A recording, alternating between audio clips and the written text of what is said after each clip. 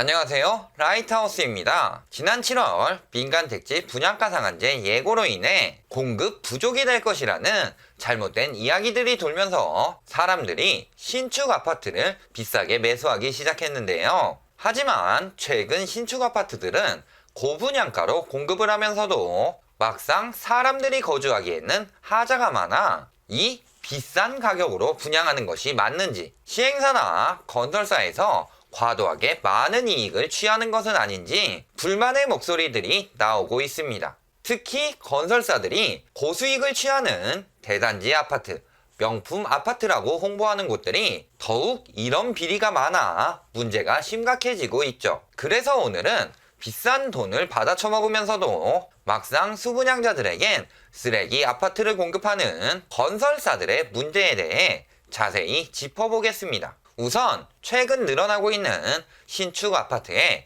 하자 사례부터 만나보시겠습니다. 먼저 보실 곳은 요즘 조정 대상 지역이 해제되면서 인기를 끌고 있다는 부산의 신축 아파트에서 생겨난 사례입니다. 해운대 초고층 명품 주상복합이라고 홍보하며 많은 기대를 안고 올해 1월 입주한 두산 위브 더 제니스에서는 입주 초기부터 전체 353세대의 반이 넘는 200여 가구 이상에서 심각한 누수 증상을 보이며 곰팡이가 피는 등 많은 하자가 있었는데요. 태풍 타파가 훑고 지나가자 해당 아파트 거주자들은 농담 반 진담 반으로 분노를 섞어 워터파크라고 부를 정도로 누수 현상은 더욱 심각해졌었죠. 이런 누수 현상은 많은 신축 아파트들의 하자로 나오는 단골 손님인데요. 신진주역에 있는 센트럴 외가 역시 누수로 인해 곰팡이에 이어 심지어는 화장실에 버섯까지 자랄 정도로 주민 건강을 위협하고 있지만 건설사 측에서는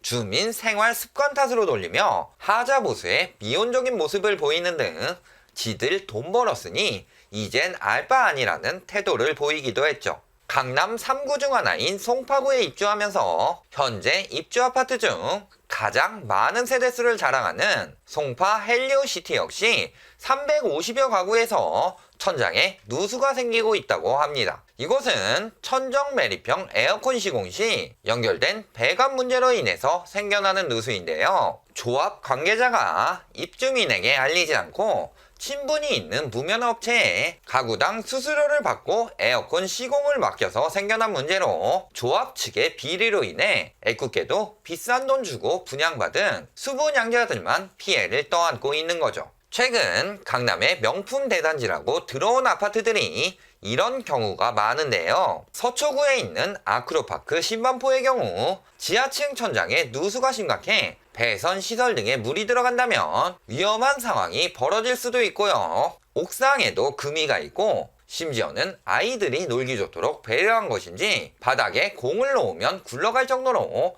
바닥 수평 문제도 심각합니다. 좋은 정주 요건이라고 홍보하는 강동구의 고덕 그라시움 역시 마찬가지죠. 전용 84제곱미터 기준 8억 가까운 분양가를 지불하고도 심각한 마감 처리 문제는 물론 균열 누수 발생 등이 입주민들이 준공을 불허해달라고 할 정도로 심각하니까요. 또 하나의 심각한 문제는 최근 이슈가 되고 있는 라돈인데요. 1급 발암물질이지만 자체에 색이나 냄새가 없어 위험성을 모르고 생활하다가 건강에 문제가 생길 수도 있습니다. 그렇기에 외부에서의 노출도 좋지 않지만 특히 내가 거주하는 집에 있을 경우 항상 노출되기 때문에 건설사에서는 특별히 주의해야만 하는 물질이죠. 하지만 최근 5년간 검사한 아파트들 중 무려 18,682가구에서 라돈이 검출되면서 거주자들의 건강을 위협하고 있습니다. 특히 포엑스코 건설, GX건설 등 이름만 들어봐도 쟁쟁한 대형 건설사들의 경우도 라돈이 나오는 경우가 속출해 브랜드 값을 못하고 있죠. 영종도에 있는 스카이시티 자이 아파트는 당시 기준치인 200베크렐의 2배를 훌쩍 뛰어넘는 500베크렐을 넘어가는 세대도 나올 정도로 위험하게 시공했지만 검사한 인천시의 기준 문제라고 우기며 다른 곳에서 검사를 다시 하겠다고 하는데요. 미세먼지가 심각한 날에는 입주민들이 미세먼지를 먹을 것인가, 라돈을 먹을 것인가를 고민하고 있는 상황임에도 검사에서 기준만 충족하는 것이 건설사가 가져야 할 핵심 덕목인가요? 사람들이 건강하게 살 수 있도록 시설을 만드는 것이 건설사가 가져야 마땅할 덕목임에도 기준만 운운하는 걸 보면 건설사로서의 책임감은 눈을 씻고 찾아봐도 없네요. 심지어 시공 과정에서 쓰고 버린 쓰레기들이 천장에 남아있을 정도로 입주민들의 건강은 눈꼽만큼도 생각하지 않고 그냥 빨리 싸게 지어서 비싸게 팔아먹으려는 건설사들의 민낯이 낱낱이 드러나는 사례입니다. 그 외에도 심각한 집안 침하로 인해 아파트 끝이 떠있을 정도고 자동문은 배선 연결도 안 돼서 수동으로 여닫아야 하는 상황임에도 하자 보수는 개판으로 해주면서 자재 공급 등의 핑계나 일삼고 있죠. 왜 이런 핑계가 가능한가? 입주민을 생각해야 하는 관리사무소 하자보수 업체 역시 GX건설의 자회사 직원이거나 지분을 90% 이상 가지고 있어 건설사 편에부터 기준치를 낮게 잡아주고 있으니까요. 같은 건설사에서 만든 옥길 자이 역시 소음 문제로 심각한 고통을 겪고 있음에도 모르쇠로 일관하다가 취재진이 온다고 하니 부랴부랴 수리해주는 등 회사 이미지에만 신경 쓰고 있는 것이 대형 건설사의 현실이죠. 대형 건설사들 뿐일까요? 예전에는 공기업이었던 토지신탁이 분양한 충주 코아루더 테라스는 난간이 흔들리거나 바닥이 들릴 정도로 아이들에게 위험한 환경이며 세대당 넓은 개인 테라스 공간이 있다고 홍보하며 수분양자들에게 평당 분양가까지 비싸게 받았지만 막상 분양 시에는 공용 녹지 면적으로 변경해버리니 개인 용도로 사용할 수 없게 됩니다. 그러니 비가 오면 잔디가 들려 물난리가 나고 있음에도 입주민들은 이 잔디를 맘대로 깎을 수도 없는 상황이죠. 심지어는 화재가 났을 시 안전을 지켜주는 스프링클러도 없는데요. 이는 아파트가 아닌 연립주택으로 등록되었기 때문이죠. 그럼에도 명품 아파트라고 홍보해서 충주 최대의 분양가를 받아 처먹었는데 이쯤 되면 사기죄로 건설사를 잡아야 하는 것 아닌가요?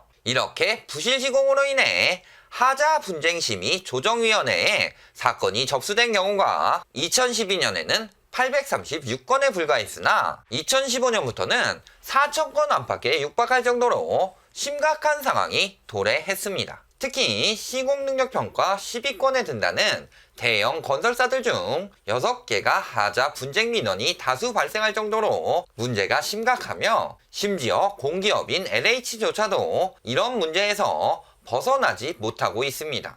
이 중에서도 가장 많은 분쟁이 있는 곳은 커다란 소가 있는 건설사로 2015년부터 올해 6월 말까지 4년 반 동안 무려 3,362건의 하자 분쟁이 생겨날 정도로 심각한 상황이죠. 특히 사람들이 가장 예민한 층간 소음 문제 역시 서울 경기권에서 조사한 아파트들 중 96%가 소음에 부실하게 만들어졌으며 60%는 아예 최소한의 성능도 갖추지 못하고 있는데요. 그러니 층간소음으로 칼부림이 난다는 기사까지 속출하면서 지난 5년간의 민원이 5,000건이 넘어갔음에도 막상 입주민들끼리 서로를 원망하지 정작 책임을 져야 할 건설사들이 돈만 벌고 책임은 지지 않으니 실로 안타까운 상황이 아닐 수 없습니다. 이로 인해 신축 아파트들의 하자를 고쳐주지 않는 건설사들에게 과태료 및 벌점을 주도록 건설기술진흥법 시행령을 정비하고 소유주가 변경되더라도 하자 보수 청구권을 행사할 수 있도록 하자 청구 내역을 보관하는 등의 조치와 사용검사 전후의 하자를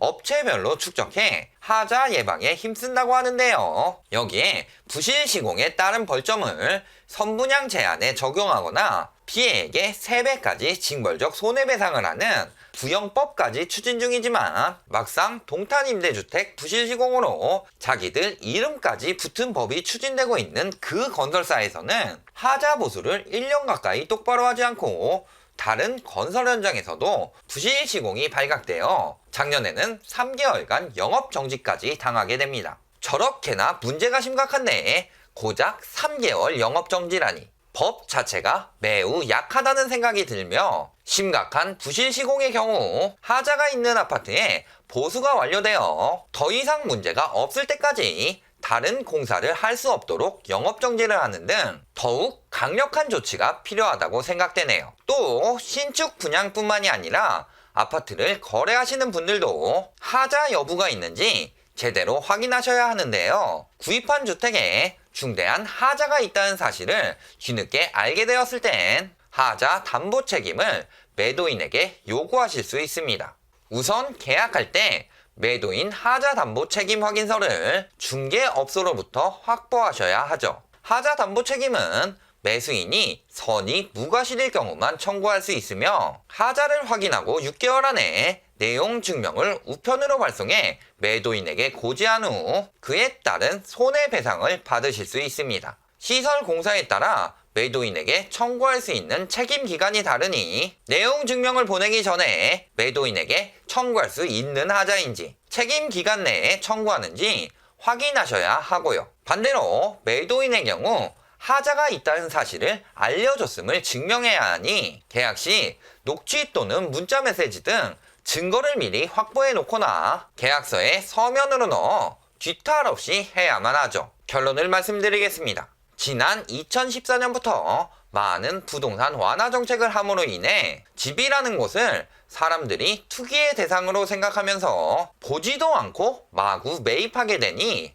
건설사들 역시 대충 지어서 비싸게 팔아넘기고 있는 잘못된 상황이 이어지고 있습니다. 하지만 김현미 장관의 말처럼 집은 사는 것이 아니라 사는 곳인 만큼 사람들이 거주하기 좋도록, 아니 적어도 건강이나 안전 등의 문제는 생기지 않도록 짓는 것이 건설사들이 가져야 하는 책임감이라고 생각합니다. 그럼에도 아파트 시장을 선도하는 대형 건설사들부터 이익을 위해 생활에 문제가 되는 소음이나 건강에 영향을 끼치는 누수, 라돈 등의 문제, 또 크게는 집안 침하부터 작게는 부실 난간까지 안전에 문제를 끼치는 부분에 대한 책임의식을 가지지 않고 원가 절감해서 싸게 짓고 비싸게 파는 데만 혈안이 되어 있죠. 이런 여러 가지 문제들로 추후 안전진단 검사를 쉽게 받기 위해 일부러 부실하게 짓도록 건설사들이 꾀를 쓰나 의심이 갈 정도인데요.